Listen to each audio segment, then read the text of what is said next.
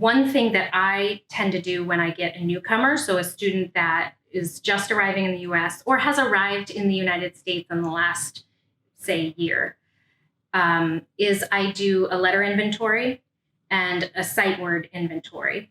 And then if it's a student who is a new ESOL student for me, but has been in the United States for a while, or for whatever reason appears to have very strong literacy in their first language, and for some reason I'm aware of that, I might try to do a quick, reading fluency sort of assessment on them.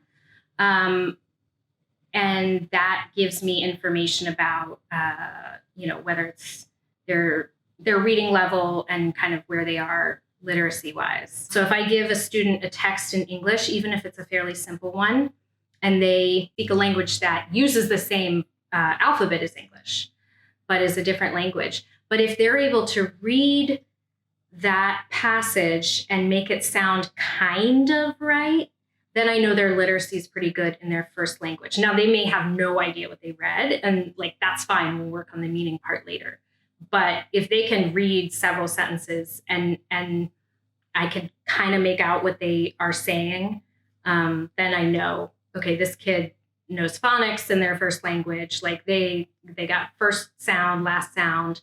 They can decode words. We just need to attach meaning to that, as opposed to you need to understand that, sounds correspond with letters.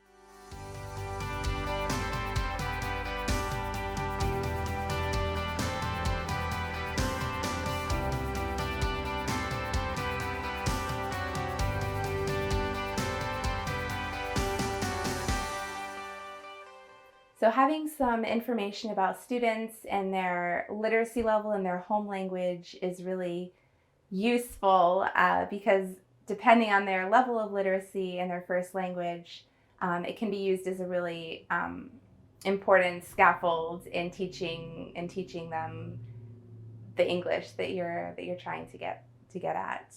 If you've got a vocabulary word that you're trying to teach them, some kind of content word in English, and they already know it in Spanish and they can recognize it written in Spanish, if they've already got that concept, that's a really easy hook.